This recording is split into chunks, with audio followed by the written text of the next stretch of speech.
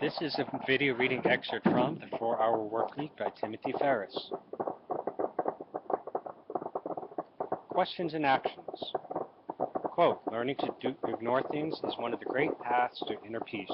Robert J. Sawyer, Calculating God. 1. Go on an immediate 1-week media fast. The world doesn't even hiccup, much less end, when you cut the information umbilical cord. To realize this, it's best to use the Band-Aid approach and do it quickly. A 1-week media fast. Information is too much like ice cream, and to do otherwise, oh, I'll just have half a spoonful, is about as realistic as, I just wanted to jump online for a minute. Go cold turkey. If you want to go back to the 15,000 calorie potato chip information diet afterward, fine. But beginning tomorrow and for at least 5 full days, here are the rules. No newspapers, magazines, audiobooks, or non-music radio.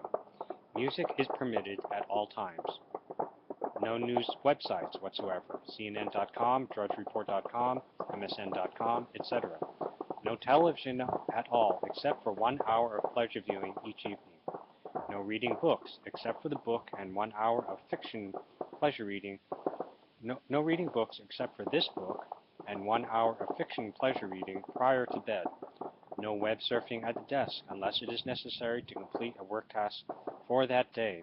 Necessary means necessary, not nice to have. Unnecessary reading is public enemy number 1 during this 1-week fast. What do you do with all the extra time? Replace the newspaper at breakfast with speaking to your spouse, bonding with your children, or learning the principles in this book. Between 9 and 5, complete your top priorities as per the last chapter. If you complete them with time to spare, do the exercises in this book. Recommending this book might seem hypocritical, but it's not. The information in these pages is both important and to be applied now, not tomorrow or the day after. Each day at lunch break, and no earlier, get your 5-minute fix. Ask a well-informed colleague or restaurant waiter, anything important happening in the world today? I couldn't get the paper today. Stop this as soon as you realize that the answer doesn't affect your actions at all. Most people aren't even remembering what they spent 1 to 2 hours absorbing that morning. Be strict with yourself. I can prescribe the medicine, but you need to take it.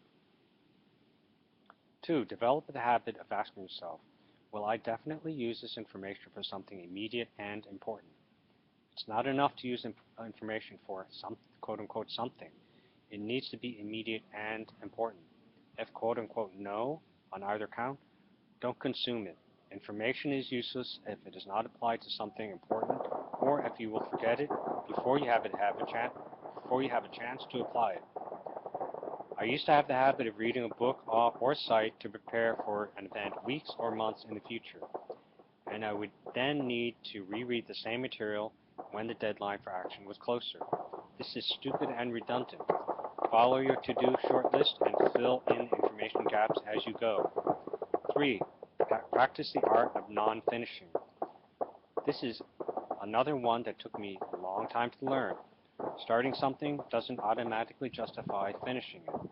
If you're reading an article that sucks, put it down and don't pick it back up.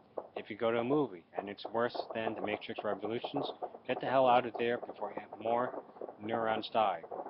If you're full of half a plate of ribs, put the damn fork down and don't order dessert. More is not better, and stopping something is often 10 times better than finishing it. Develop the habit of non-finishing, which is boring or unproductive, if a boss isn't demanding it.